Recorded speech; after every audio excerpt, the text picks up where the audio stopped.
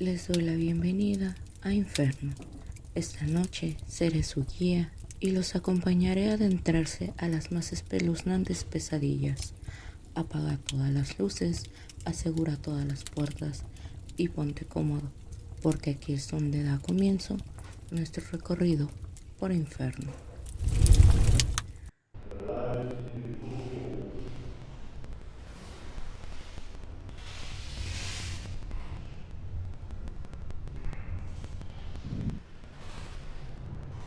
Un sábado en la noche, mi esposo y yo llegamos de visita a casa de unos amigos. Eran una pareja como nosotros, jóvenes y sin hijos. Empezamos a platicar de nuestras cosas, puesto que teníamos mucho tiempo sin vernos. En un instante, mi esposo y su amigo salieron a platicar para fumarse un cigarro, y su esposa se fue a preparar los cafés. Yo me quedé viendo la televisión. En la mesa del centro había un libro. Se veía algo pesado, lo supuse por su tamaño, y de pronto miré que se movió. Yo me espanté, hasta brinqué de mi asiento, pero no había nadie, solo yo. Sentí ese raro escalofrío de mi cuerpo, como cuando hay algo paranormal, fuera de este mundo, y me dio algo de miedo, sobre todo cuando escuché pequeños pasos de niño correr, y alguien que movió la cortina al salir de la sala. Agrandé mis ojos, pero no vi a nadie. En eso entró mi amiga con los cafés, atrás mi esposo y su amigo. No les dije nada, pensé que me creerían loca, y menos a mi esposo.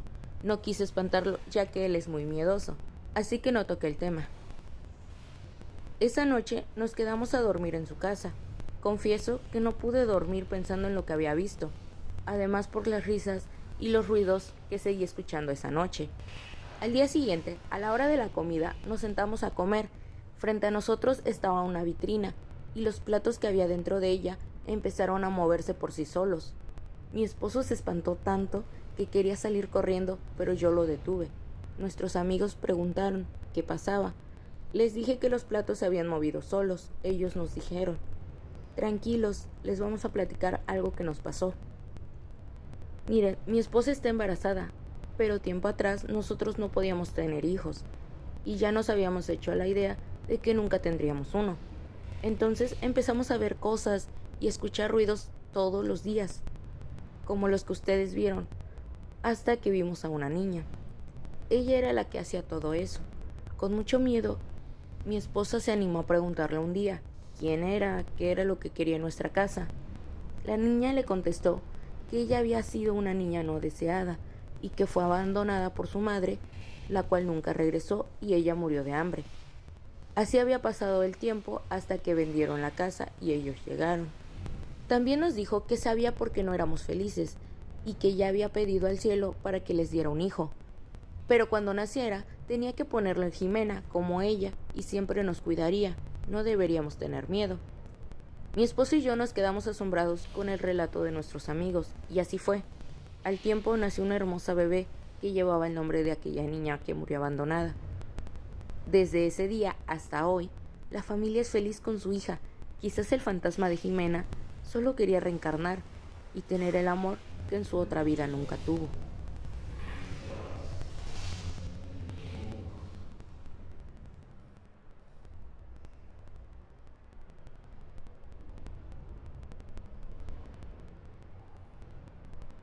Era Cassandra, una chica de 18 años que había pasado a la universidad.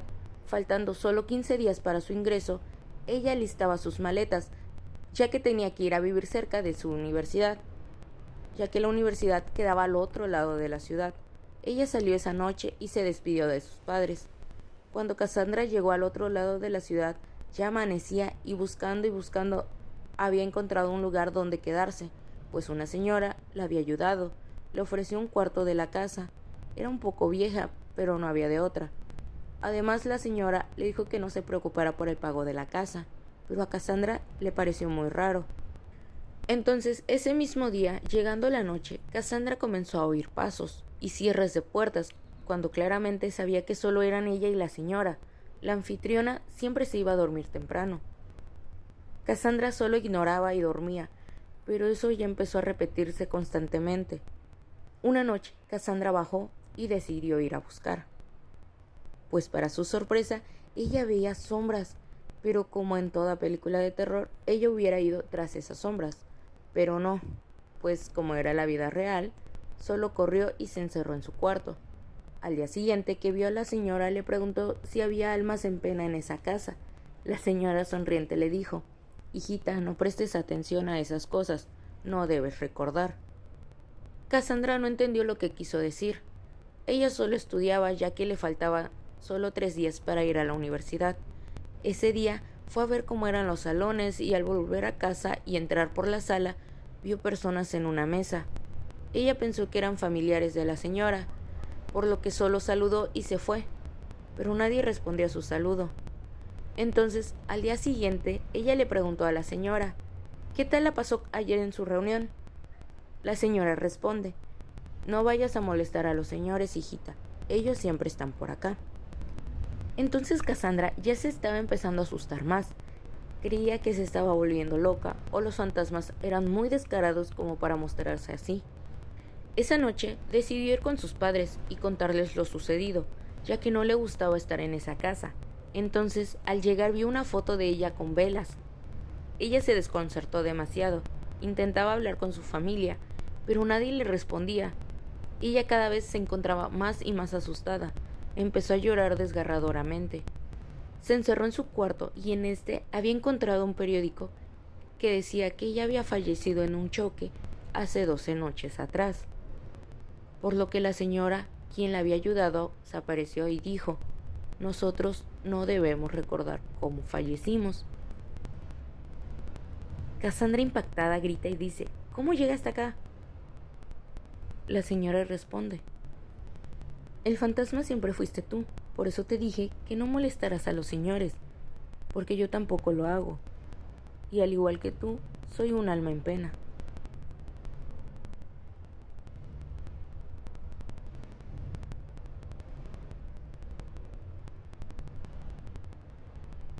Hace tiempo, más o menos unos 20 años, un trailero muy amigo de la familia, era el compadre de mis padres, les contaba en una Nochebuena que en uno de sus muchos viajes, al pasar por la carretera que rodeaban la presa de San José, vio algo que lo sacó de su juicio por un momento.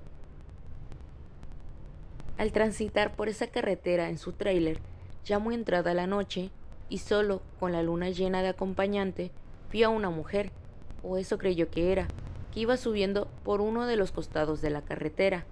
Sin embargo, creyó que era producto de su imaginación. Pero ¿cuál sería su sorpresa? Que al cruzarse con ese ser, este alzaba la mano pidiendo un aventón, a lo cual por poco él accedía. Pero en ese momento, historias de sus compañeros, historias de fantasmas y seres extraños inundaron su cabeza, y la historia de la Llorona, que suele rondar los cuerpos de agua, le impidieron que se detuviera al 100% y reanudara su marcha. Apenas se estaba reponiendo del suceso cuando, ¿cuál sería su sorpresa al ver el retrovisor? Una imagen macabra, una imagen sacada de la mente retorcida de un escritor de novelas de terror. Sus ojos no creían lo que miraban. A la par del tráiler, corría una mujer a toda velocidad, gritando y vociferando groserías, maldiciendo al conductor de esa unidad. Pero eso no era lo aterrador era ver la cara de esa mujer, bruja o demonio. Era la cara de un caballo con los ojos rojos que brillaban y lanzaban destellos, tal vez provocados por la luz de la luna llena. Dijo el amigo de la familia que lo único que pudo hacer, además de acelerar a tope, fue rezar y rezar todo lo que pudo y como pudo. Pero lo que le funcionó fue la oración de la Magnífica, que al empezar a rezarla, miró de reojo el retrovisor y esa extraña criatura desapareció. Tiempo después el señor dejó ese trabajo, tal vez por el susto, o como él dijo, que lo hacía porque era un trabajo muy pesado. Quién sabe cuál será el motivo. Yo creo que fue el temor de volverse a topar con esa mujer caballo de la presa de San José.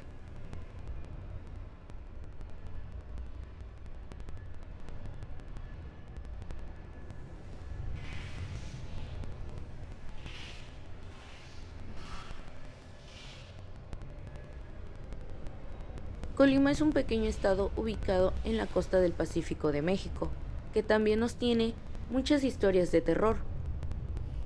Varias de ellas son poco conocidos debido al hermetismo del pueblo y de la gente que las conoce. Hoy traemos para este recorrido una de las más escalofriantes que existen por estos lugares, el Puente de los Suspiros.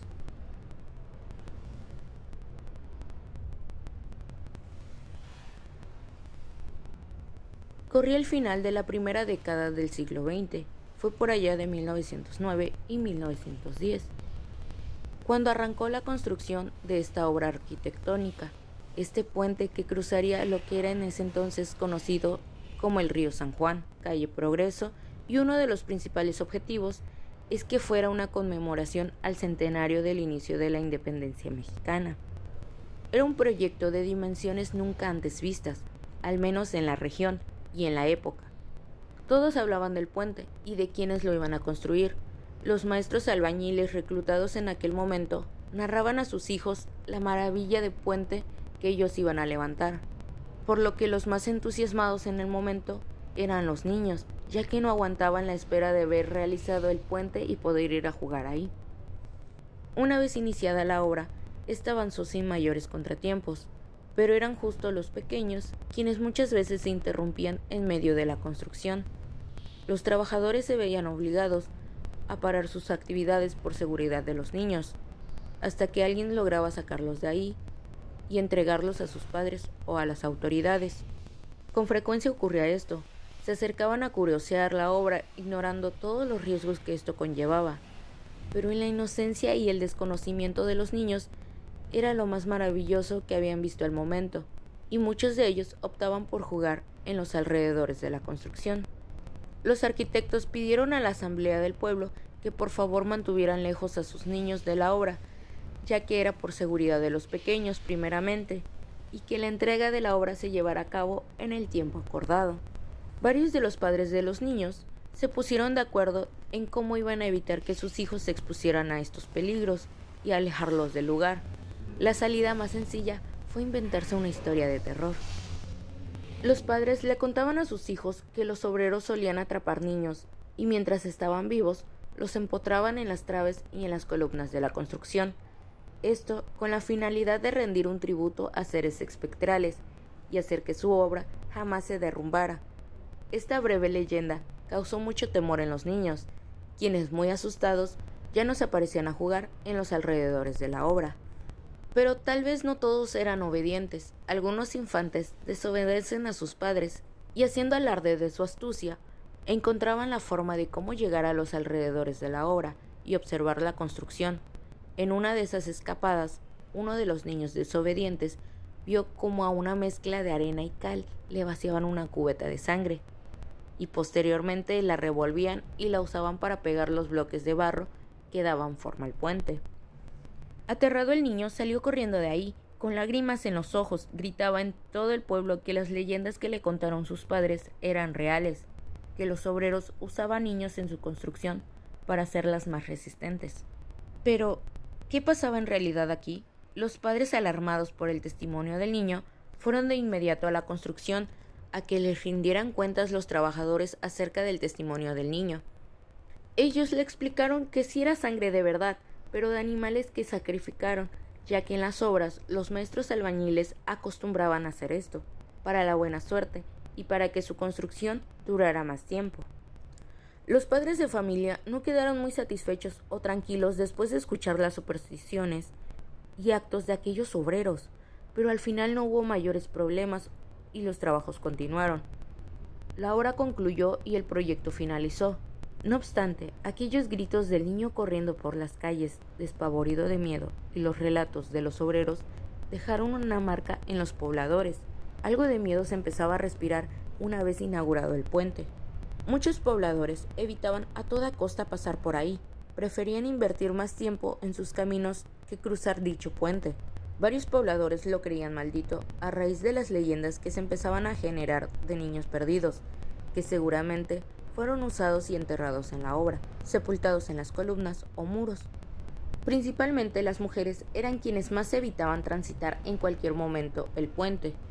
Había testimonios de quienes al cruzar el puente escuchaban los lamentos y suspiros de los pequeños que quedaron atrapados y sepultados ahí. Se creía que estas ánimas de los niños se hacían presentes principalmente con las mujeres, ya que las veían como sus madres que tanto extrañaban y se manifestaban a través de los lamentos, suspiros, gritos de horror y sollozos, esperando que una de ellas los liberara del penar que tenían. Este puente fue nombrado Puente Hidalgo, pero por muchísimos años se le conoció como el Puente de los Suspiros, por los inexplicables sonidos que se percibían al pasar por ahí. Suspiros, sollozos, lamentos, llantos de niños que ya no pertenecían a este plano existencial.